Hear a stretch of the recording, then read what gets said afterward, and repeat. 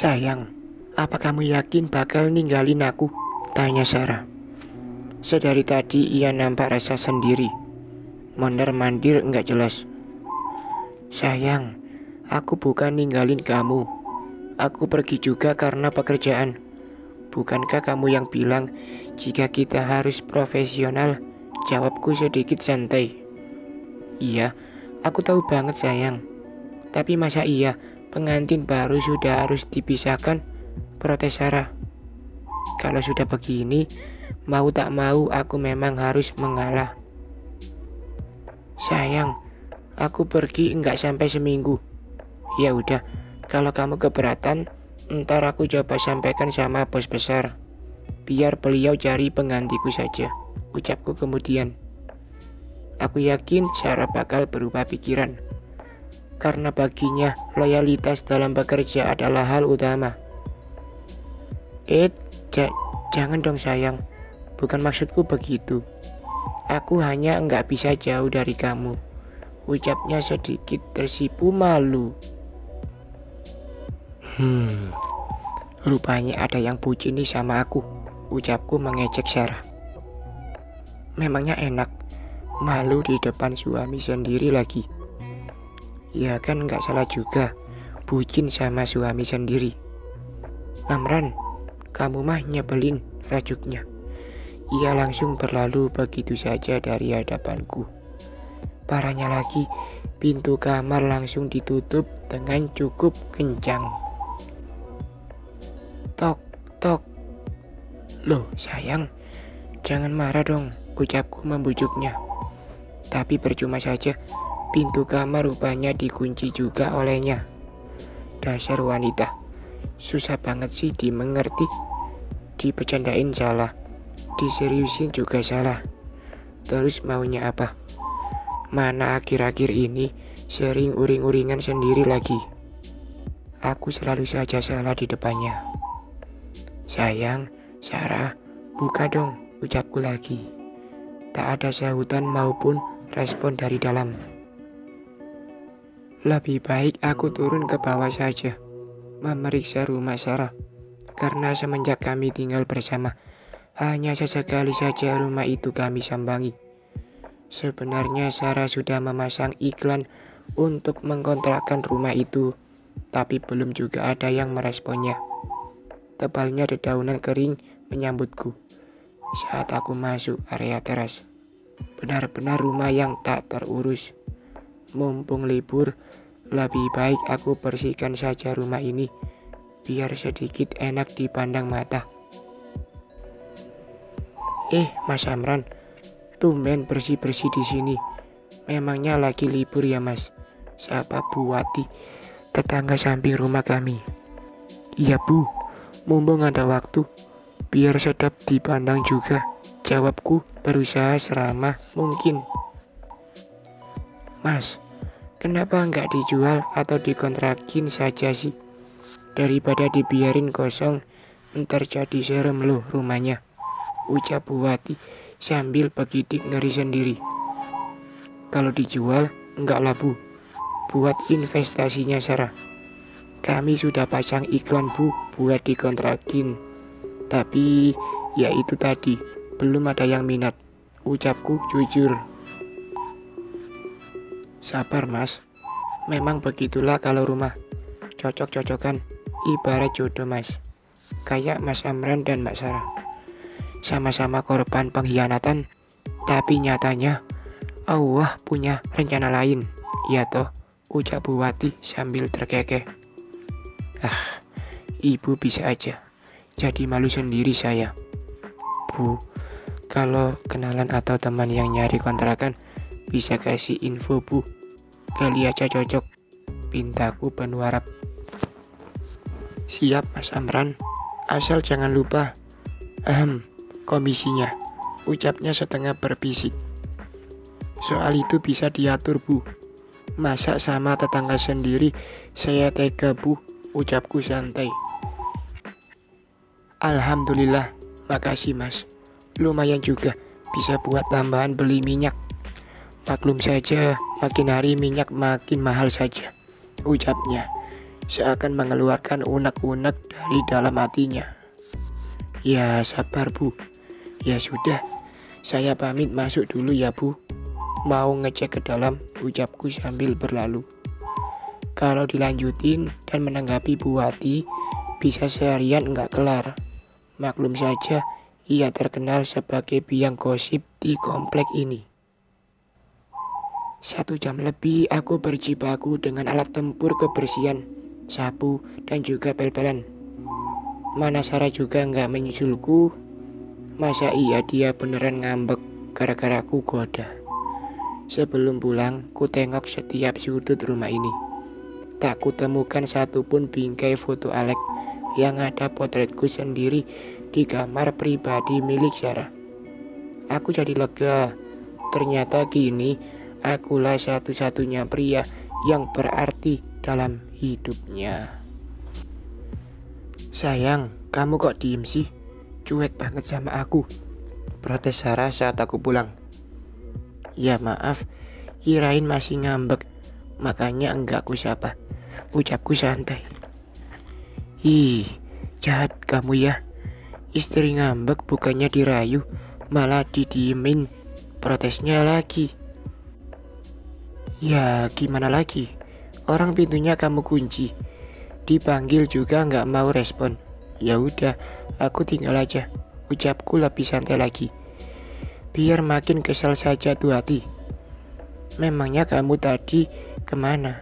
Aku cariin dari tadi nggak ada. Keluhnya kemudian. Kenapa sih? Kangen ya? Aku tuh baru selesai bersihin rumah depan. Jadi jika ada orang yang lihat rumahnya sudah bersih dan tentu saja menarik mata, jelasku pada Sarah. Sayang, kok sampai sekarang belum ada yang melirik juga ya? Apa lebih baik kita jual saja? Tanya Sarah. Dulu aku suruh jual enggak mau. Sekarang beda lagi. Janganlah Sar, sayang. Lebih baik kita sabar dan cari penghuni kontrakan saja. Rumah seperti itu kan per tahunnya lumayan, protesku padanya. Iya, tapi susah sayang, ucap Sarah lagi. Sayang, lebih susah lagi kalau perutku lapar begini, kamu ajak debat mulu, keluhku padanya. Loh, kamu lapar? Aku udah masak kali.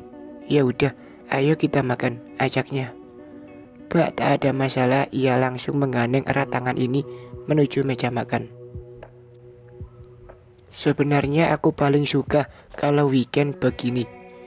Ia selalu sibuk di dapur demi memanjakan isi perutku. Masakan Sarah kian hari semakin pas di lidahku. Libur seharian ini memang sengaja kami cuma menghabiskan waktu berdua saja di rumah. Sarah seakan juga bisa menikmati waktu me time-nya dengan menonton drakor favoritnya. Dan demi menyenangkannya, aku pun juga rela menemani berjam-jam. Sayang, kamu harus tidur lebih awal. Jangan main ponsel terus, perintah Sarah padaku. Memangnya kenapa sayang? Nggak ada yang salah juga kan? Protesku padanya. Kan besok kamu harus keluar kota. Jangan sampai ngantuk gara-gara kurang tidur malam, jelas Sarah dengan sorot mata tajam. Jadi kamu izinin aku untuk berangkat sayang? Kamu yakin? Ucapku seakan tak percaya. Lebih dari yakin sayang. Kan bos besar langsung juga yang menyuruh, jelas Sarah antusias. Terus kamu gimana? Tanyaku memastikan. Takut juga jika ia ngambek nggak jelas lagi, bikin kepalaku pusing sendiri. Soal itu jangan kamu pikirin. Lagian aku juga bukan anak kecil yang nggak berani tinggal di rumah sendiri. Nanti aku bisa minta Tasya buat nginep di sini, jelas Sarah. Memangnya dia mau, ucapku ragu. Harus maulah. Itu juga kalau ia masih menganggapku sahabat dekat. Masa ia tega menolak permintaanku, ucap Sarah percaya diri. Ya jangan begitulah. Kali aja dia punya alasan tersendiri buat menolak. Moga aja sih dia mau. Ralatku kemudian. Kalau salah ngomong, bisa-bisa terjadi perang lagi nih. Ya udah, kamu buruan tidur, pinta Sarah. Sedang ia rupanya tengah menyiapkan bekal keberangkatanku besok pagi. Perlahan tapi pasti, alam mimpi langsung menyambutku. Benar juga kata Sarah. Aku harus mempersiapkan diri dan tenaga untuk perjalanan esok pagi. Apalagi besok aku bakal jalan bareng bos besar. Sungkan juga rasanya jika aku terlihat kusut akibat kecapean dan kurang tidur. Pagi-pagi sekali Sarah telah menyiapkan segala keperluanku, dari sarapan hingga beberapa pakaianku yang harus kubawa serta. Padahal ia sendiri juga harus ngantor pagi ini. Selamat pagi sayangku, sarapan yuk, ajaknya begitu aku menghampirinya di meja makan. Pagi juga. Menu komplit nih. Pasti kamu kecapean ya menyiapin banyak menu seperti ini. Harusnya kamu enggak perlu terlalu repot sayang, ucapku. Kupandangi di atas meja makan tersaji menu lengkap seperti telur balado, sambal goreng ati, cah kangkung hingga tahu dan tempe sebagai pelengkapnya. Enggak apa-apa juga sayang, kan ntar Tasya juga mau nginep di sini. Masa iya aku anggurin aja? Sebagai tuan rumah kan kita wajib menjamunya, papar Sarah. Iya, terserah kamu saja sayang. Sekarang kita buruan sarapan dulu. Takut telat nih, apalagi sampai keduluan bos besar, ucapku di sela-sela makan. Untuk menghargainya, sengaja ku coba semua menu buatan istriku. Rasanya memang luar biasa. Ditambah lagi aku butuh tenaga ekstra. Makanya aku sarapan lumayan banyak pagi ini. Setelah makan, kami berdua langsung berangkat ke kantor. Karena aku juga sudah sepakat dengan bos besar untuk berangkat dari sana.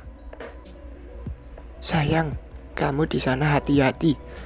Jangan lupa kabarin aku tiap saat. Dan ingat, jangan jelalatan matanya. Pesan Sarah penuh penekanan. Iya, siap nyonya. Aku bakal jaga mata dan hati hanya untukmu, balasku.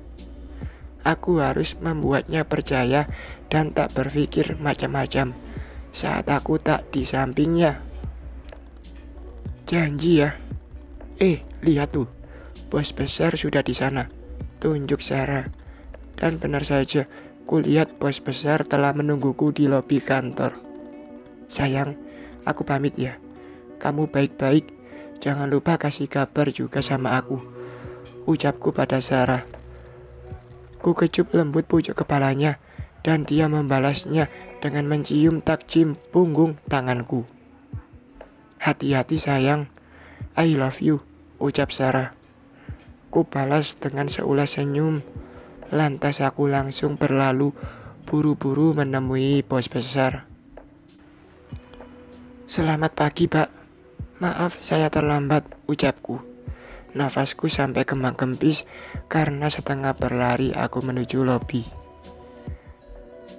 Pagi juga Amran. Enggak kok, justru saya yang sengaja berangkat lebih awal, ucapnya dengan senyum mengembang. Tak lupa ada koper kecil yang menemaninya. Kirain Pak, saya sampai deg-degan, ucapku jujur. Ya sudah, ayo sekarang kita berangkat. Biar supir saya yang mengantar sampai bandara, ajak bos besar. Oh iya, siap Pak, mari, ucapku.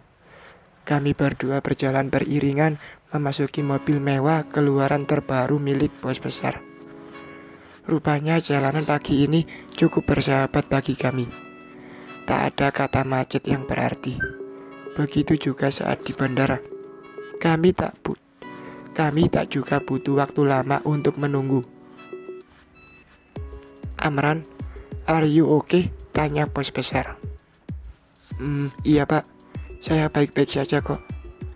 Memangnya gimana ya Pak? Tanyaku balik.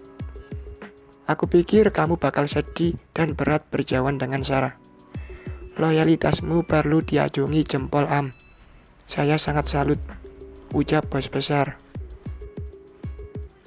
Ah, Bapak kalau bicara bisa saja. Kan sudah menjadi tugas saya Pak. Lagi pula Sarah bakal cukup mengerti kok soal ini, ucapku sedikit beralibi. Tak mungkin juga aku katakan yang sebenarnya jika Sarah sangat berat melepasku. Bagaimana kalau kita 10 harian di sini Amran? Tawar bos besar. Hah? Apa Pak? Katanya nggak sampai seminggu Pak. Protesku keras. Nggak tahu lagi bagaimana harus menjelaskan lagi pada Sarah. Terserahlah, kan saya bosnya, jawab bos besar dengan santainya. Iya Pak. Bersambung.